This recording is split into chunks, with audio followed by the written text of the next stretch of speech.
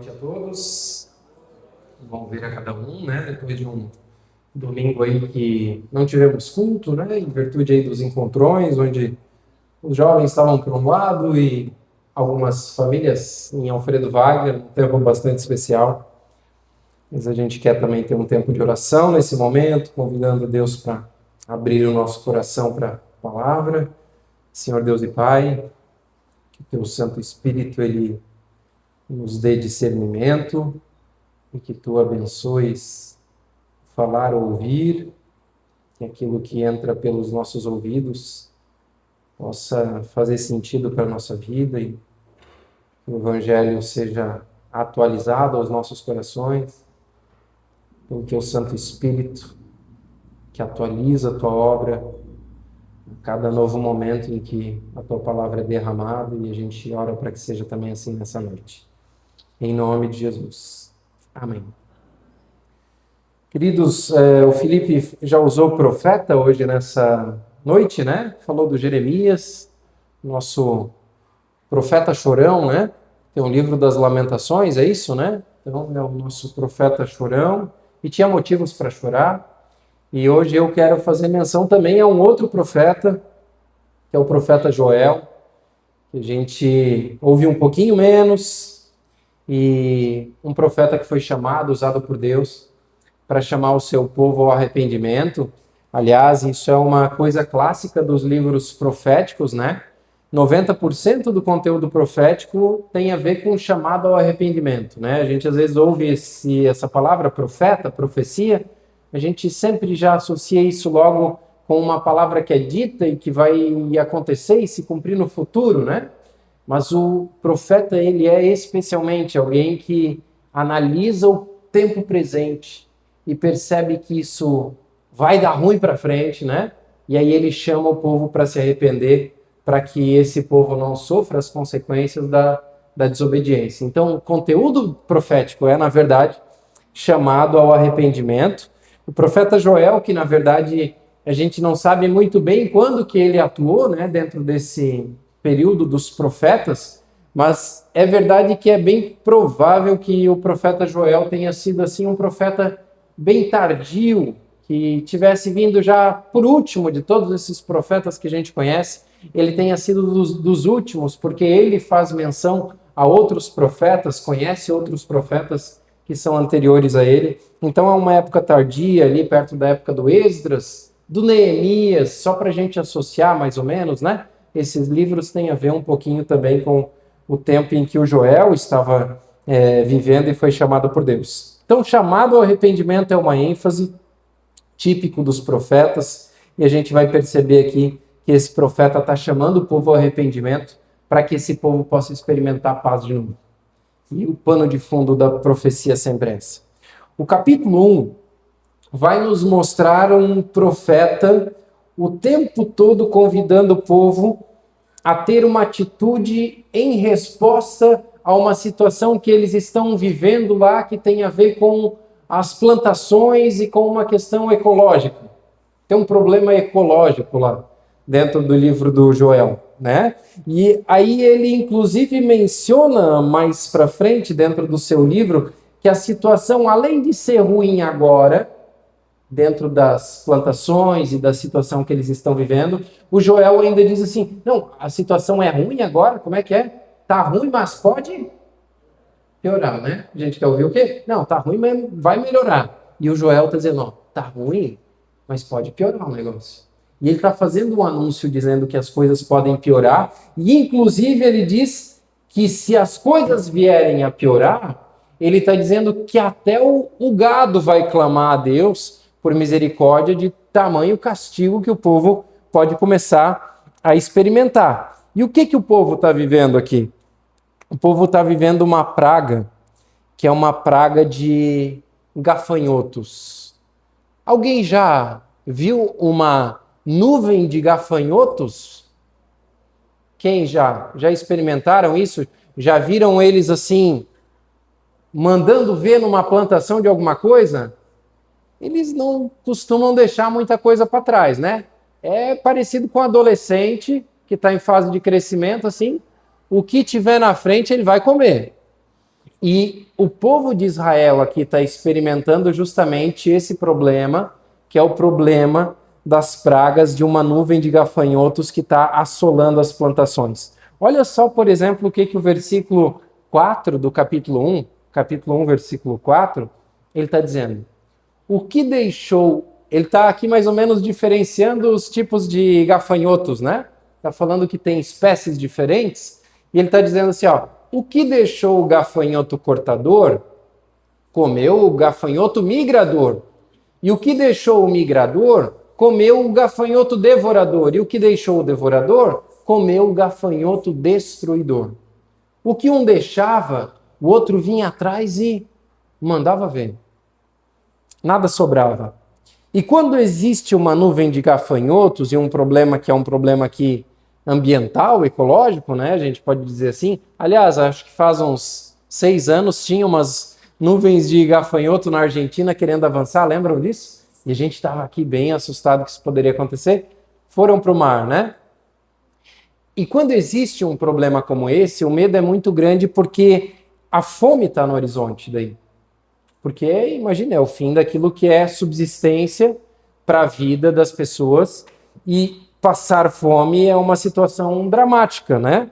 E ela sempre amedronta pessoas que já passaram fome. A gente vive numa cultura onde as pessoas que hoje crescem, né? A maioria delas, né? A fome não é uma realidade muito presente, por exemplo, no nosso contexto. Mas eu sei que pessoas aqui que têm mais de 50 anos experimentaram isso de alguma forma, né? O medo de não ter no dia seguinte, a geladeira muito vazia. E quem já passou fome, tendo a possibilidade de novo passar, isso é amedrontador. Por isso eu já brinquei aqui dizendo, né, para vocês que o meu avô ele teve Alzheimer no final da vida dele e ele esqueceu de tudo, ele só não existia o dia que caiu o aposento dele no banco. Isso ele não esquecia. Mas não era por causa do dinheiro, era por causa que ele já tinha passado fome. Então ele era alguém que não jogava nada fora, ele comia tudo. E a fome é algo que traz bastante medo, né? Para dentro de uma vida de uma pessoa, de uma família, de um povo. E aqui nesse contexto é esse o medo então que está assolando também a vida desse povo, que é o povo de Israel, com a realidade de gafanhotos que já estão ali, né? Destruindo todas as plantações. E aí a pergunta desse povo certamente é: como que Deus, que é misericordioso, que é bondoso, ele usa a mesma praga que ele usou para assolar o Egito, ele usa para assolar a gente? Nós que somos o seu povo. Vocês lembraram das 10 pragas do Egito aqui, enquanto a gente falava? Como que Deus, esse Deus bondoso que nos libertou do Egito e que nos salvou com poderosa mão, ele usa a mesma praga que ele usou para assolar o Egito, ele está usando também para assolar o seu próprio povo? E aí o povo está se perguntando, mas que bondade que é essa? E que é também tantas vezes a pergunta que nós temos e que a gente também faz, quando a gente diz por que Deus agiu assim, ou por que Deus permitiu que fosse assim, dessa forma? Por que Deus permite que eu sofra? Por que Deus permite que eu perca pessoas queridas a mim? Por que Deus permite que eu perca o meu trabalho, perca amizades? Permite que eu fique sozinho, de repente, no fim da vida? E a resposta, ela não é superficial. E nem pode ser, né? A gente às vezes quer respostas simples, rápidas, rasteiras, mas isso não é assim. Mas a resposta para essas perguntas passa pela onisciência, pela onipotência, pela onipresença desse Deus. Mas dando talvez uma introdução para essa resposta, a gente pode lembrar de que esse povo que sofre uma nuvem de gafanhotos é um povo que sofre ela, mas não sofre sozinho. E além disso, a gente tem que lembrar que não é só Israel aqui que está sob juízo, mas que todas as nações estão sofrendo também aquilo que o povo de Israel aqui sofre. O juízo, então, aqui é uma chance para o povo, não é mero juízo da parte desse Deus, mas é uma chance para esse povo. E é uma chance para quê? Aí o profeta vai nos dizer. E o texto é o texto de Joel 2, 1 a 2, e depois os versículos 12 a 17 para frente. Primeiro, versículo 1 e 2. depois 12 até 17. Cenário apocalíptico. Lembram de Apocalipse aqui, ó, trombeta? Parece aqui também. Tocai a trombeta em Sião e dai voz de rebate no meu santo monte. Perturbem-se todos os moradores da terra, porque o dia do Senhor vem e já está muito próximo. O dia do Senhor não é a nuvem de gafanhotos que já está destruindo a plantação. Não é isso. Ele está falando de algo que vem para frente. Que é aquele negócio. Tá ruim, vai piorar. Então, se preparem para isso. E ele está dizendo, é dia de escuridade e de densas trevas, dia de nuvens e de negridão, como a alva por sobre os montes, assim se difunde um povo grande e poderoso, qual desde o tempo antigo nunca houve, e nem depois dele haverá pelos anos adiante, e de geração em geração. Ele está falando aqui de um exército de gafanhotos, mas agora é um exército humano que pode vir também assolar o povo, né? E aí lá para o final, aí ele vai falar bastante dessa realidade de juízo que pode vir para esse povo que não obedece. E aí no versículo 12, a chance. Olha só, essa é a chance na boca do profeta, que é a boca de Deus, e ele diz assim, ainda assim, agora mesmo, diz o Senhor, convertei-vos a mim de todo o vosso coração, e isso com jejuns, com choro e com pranto. Rasgai o vosso coração e não as vossas vestes, e convertei-vos ao Senhor vosso Deus, porque ele é misericordioso e compassivo, e tardio em irar-se, grande em benignidade, e se arrepende do mal. Lembrei do Jonas aqui. Eu faço essas pontes para vocês lembrarem também, tá? Isso aparecia o tempo inteiro no Jonas lá. Quem sabe se não se voltará e se arrependerá e deixará após si uma bênção, uma oferta de manjares e libação para o Senhor vosso Deus. Tocai a trombeta em Sião, promulgai um santo jejum, proclamai uma assembleia solene. Congregai o povo, santificai a congregação, ajuntai os anciãos, reuni os filhinhos e os que mamam, saia o noivo da sua recâmara e a noiva do seu aposento, todo mundo, né? Chorem os sacerdotes, ministros do Senhor, entre o pórtico e o altar, e orem, poupa o teu povo, ó Senhor, e não entregues a tua herança ao opróbrio, para que as nações façam escárnio dele. Por que hão de dizer entre os povos, onde está o seu Deus? Até aqui. A verdade dura do profeta é essa de que as coisas podem ficar bem pior. O dia do Senhor, aqui apresentado como dia de juízo, traz a possibilidade de dores e de lamentos ainda mais profundos para esse povo. E assim como as fitas que o pessoal que teve carro na década de 90 tinha lado A e lado B, viu o pessoal, a juventude para baixo, a fita tinha lado A e lado B, tá? Daí trocava o lado, tocava outras 6 músicas. De um lado era 6, do outro mais 6, né? Lado A e lado B. E assim como a fita ela tinha lado A e lado B, o profeta aqui também está apresentando isso. Ele está dizendo, não, lado A é esse, que as coisas podem ficar pior e que há juízo iminente para esse povo.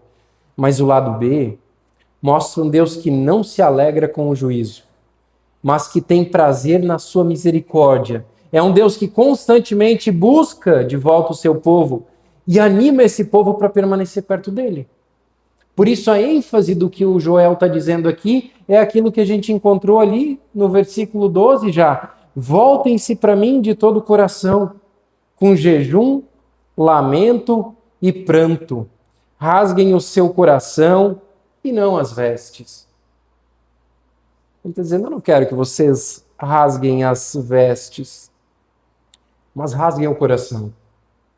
Perceba que a proatividade aqui, na busca por relacionamento, nessa relação Deus-povo, a proatividade é de quem? De querer se relacionar? É de Deus. É Deus que quer se relacionar com o seu povo. Não é esse povo que está buscando, olha, Senhor, olha para a gente te quer o tempo inteiro, a gente sempre estava aqui para ti, negando os ídolos dos outros povos, te colocando em primeiro lugar na vida. Não era isso que acontecia. E esse Deus é aquele que sempre toma a iniciativa para buscar o seu povo. E o chamado, então, tem a ver com uma entrega total da vida, que é o que a gente cantou, né? E o Joel está justamente dizendo isso por meio, e ele é boca de Deus, né? Para dizer isso, olha, Deus está convidando vocês para uma entrega total da vida, não para cerimônia religiosa.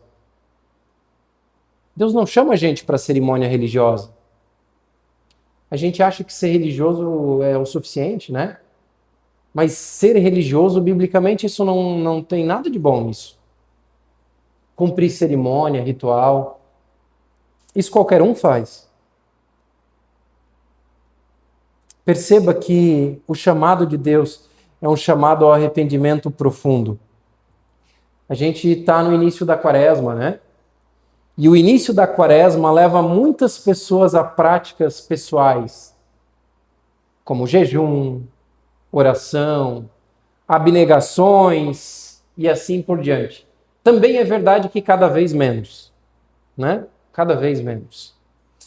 E essas práticas, elas podem ser muito especiais quando elas têm como objetivo que a gente possa chegar mais perto desse Deus. E a partir desse momento, chegando mais perto desse Deus, poder amar mais as pessoas. Se esse é o pano de fundo das coisas que a gente faz nesse período de quaresma, aí faz sentido. Por outro lado, eu preciso me fazer a pergunta se as coisas que eu faço, elas fazem sentido para a vida de fé ou se são apenas bizarrices espirituais. Porque Deus não nos convida a fazer coisas bizarras. Essa semana eu vi um vídeo onde alguém menciona, né, que Deus não exige de nós bizarrices evangélicas. E o que mais tem por aí é pastor exigindo bizarrices evangélicas de membros de suas igrejas. Assim, ações que não têm sentido, que é bizarro, que é ridículo, para não dizer coisa pior. E como nós as temos, queridos? Deixa eu mencionar algumas coisas. Pessoas que às vezes peregrinam de um lado para o outro para conquistar favores de Deus. Bizarro.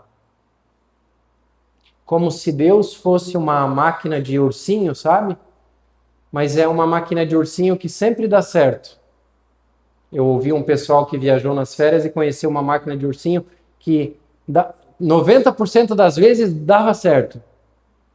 Mas às vezes Deus acha as pessoas acham que Deus é uma máquina de ursinho, assim, sabe? Que você insere a moeda, faz alguma coisa e o ursinho cai. E eu faço aqui uma peregrinação, coloco alguma coisa assim como plano, alvo, objetivo pessoal, e Deus vai dar no fim. Isso é bizarro. Ou jejum pessoal confundido com regime. Ou melhor, regime pessoal casado ao nome do jejum para matar 2 coelhos numa cajadada só. Bizarro. Eu vou fazer um jejum e ainda de quebra ainda perco uns quilos, olha só que legal. Bizarro. Abrir mão de bebidas alcoólicas durante 40 dias e quebrar o voto no domingo de Páscoa com um porre de álcool. Bizarro.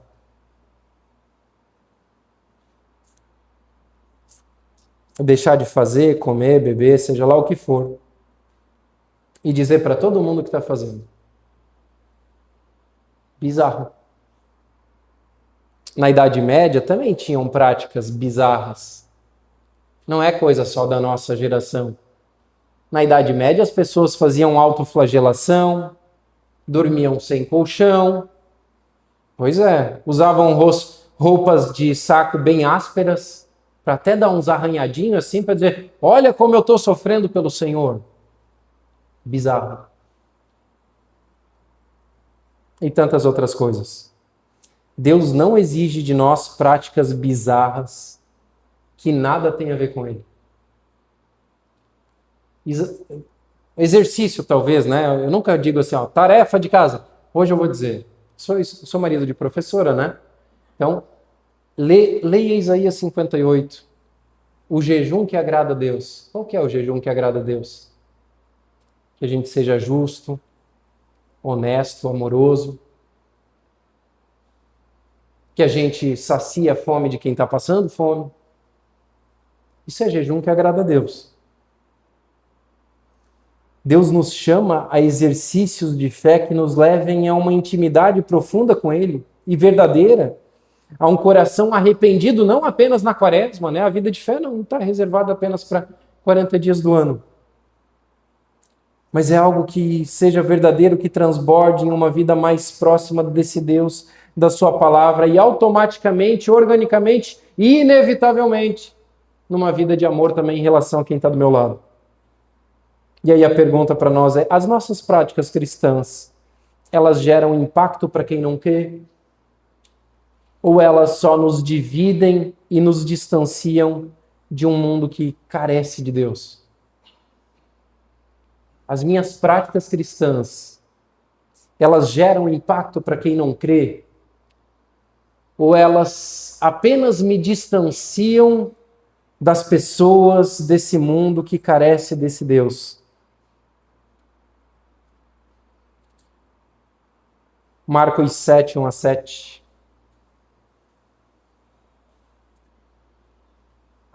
Bizarrice evangélica. Marcos 7, 1-7. Ora, reuniram-se a Jesus os fariseus e alguns escribas, os evangélicos ali, ó, classe religiosa, tá? Os fariseus, alguns escribas, vindos de Jerusalém. E vendo que alguns dos discípulos dele comiam pão com as mãos impuras, isto é, por lavar, pois os fariseus e todos os judeus, observando a tradição dos anciãos, não comem sem lavar cuidadosamente as mãos. E quando voltam da praça, não comem sem se aspergirem. E há muitas outras coisas que receberam para observar, como a lavagem de copos, jarros e vasos de metal e camas. Interpelaram-no os fariseus. Chegaram para ele os fariseus e os escribas. Por que não andam os teus discípulos de conformidade com a tradição dos anciãos, mas comem com as mãos por lavar? E respondeu-lhes, bem profetizou Isaías a respeito de vós, hipócritas, como está escrito, este povo honra-me com os lábios, mas o seu coração está longe de mim. E em vão me adoram, ensinando doutrinas que são preceitos de homens. Os fariseus e os mestres da lei ali, eles estão estupefatos com esse negócio de que alguns discípulos de Jesus aqui não lavaram as mãos para comer. Provavelmente quem tinha mais fome, né? Daí a gente não sabe qual dos discípulos que era. Não lavaram as mãos para comer. E aí então a gente viu dentro do texto que os judeus, eles criaram essa tradição de precisa-se lavar as mãos sempre antes de comer, e seguiram essa tradição de todo o coração, acreditando que todas as vezes que eles lavavam as mãos antes de comer, eles estavam prestando culto a Deus. E o que Jesus faz com isso? Tradição de homens. E na verdade, quando eles faziam, achando que eles estavam prestando culto a Deus, na verdade eles só se achavam melhores do que os outros que não faziam e ainda odiava quem não fazia. Que impacto, hein? Que impacto para quem não crê. Tradição humana transformada em culto. É Deus nos lábios, mas um coração bem longe. Por isso não é sobre uma prática exterior, mas é sobre um coração regenerado em Jesus. E esse coração regenerado em Jesus, ele só pode me levar a amar as pessoas, mesmo os meus inimigos. Pense nos seus inimigos. Não tenho, pastor. Ah, é? Então pense aquela pessoa da sua rede de contatos lá no seu Instagram ou qualquer outro lugar que você está passando pelos stories e se você ainda não bloqueou aquela pessoa, você olha e pensa assim, não temos, né? Ah, ele está bloqueado, não vejo. Ah, então está bloqueado. Essas pessoas que Deus nos chama a amar. E ser tocado no coração profundamente e ter o coração rasgado tem a ver com isso. É fácil amar inimigo? É fácil amar parente encrenqueiro? Não é. E a gente é chamado a amar? É. E tantas vezes as pessoas elas estão quebrando a cabeça e se dividindo também na igreja por coisas periféricas. O que é tantas vezes a briga? Não estou dizendo aqui em Barreiros, né? Mas a briga, por exemplo, em grandes igrejas, se não por coisas periféricas. A igreja luterana passou por esses processos também, né? Quando brigou por sino, não sino, veste litúrgica, não veste, vela, não vela, bateria, não bateria, social ou jeans, e daqui a pouco as brigas vão ser outras. Periférico. É periférico. Bateria ou não bateria, nossa, isso na década de 80, 90 foi um alvoroço, né? É óbvio que a ordem é importante, mas se o coração ele está perto de Deus, essas coisas automaticamente vão ganhar o título de irrelevantes. É periférico. E tem reuniões de igreja, às vezes, que duram 4 horas para debater temas periféricos. E a igreja não é sobre temas periféricos, mas é sobre um coração moldado e transformado que impacta a vida de quem não crê. Por isso o profeta Joel lembra esse povo, rasguem o coração e não as vestes. Não é sobre uma hipocrisia exterior, mas é sobre algo que aconteceu lá dentro do coração. E se algo aconteceu lá dentro do coração, a gente vai perceber que o nosso modus operandi muda. E a gente já não quer mais brigar por coisas banais. Como é que é? Levanta a bandeirinha da rendição. E o convite do profeta Joel é que esse povo não permaneça então só na tristeza de ter percebido que está longe de Deus, mas que depois da tristeza, esse povo possa se arrepender dos pecados e ter a vida restaurada. Por isso tem um ciclo aqui bem interessante dentro desse livro, tem uma imagem ali para ilustrar, onde esse povo, em primeiro lugar, ele se percebe destruído, por causa de pragas mesmo, e é uma destruição ecológica. Ele está destruído por causa disso tudo, e por causa da distância desse Deus. Então esse povo lamenta, ele se entristece por causa dessa situação. Mas só lamentar e se entristecer não chega. A gente não se entristece, lamenta por causa de pecados e coisas que a gente faz que tem a ver com o nosso coração arrogante, orgulhoso e tudo que vem depois. A gente não se entristece. Adianta ficar na tristeza? Não adianta ficar na tristeza. A gente precisa se arrepender para que Deus faça de novo e restaure. Isso aqui é muito claro dentro do livro, né? A destruição que existe tantas vezes na nossa vida, ela quer nos levar não apenas ao lamento, mas a um arrependimento profundo que restaura. Por isso, em Joel, a gente vai perceber que ser povo de Deus não é suficiente. Todo aquele povo era povo de Deus lá, chamado por esse Deus. Mas o chamado desse Deus lá é para ser um povo que se relaciona. E para nós vale a mesma coisa. Não basta ser parte de uma igreja, né? Institucional. Mas faz sentido a gente ser do corpo de Cristo. Quando a gente percebe que situações difíceis que a gente experimenta na vida nos trazem tristeza por causa da gente mesmo.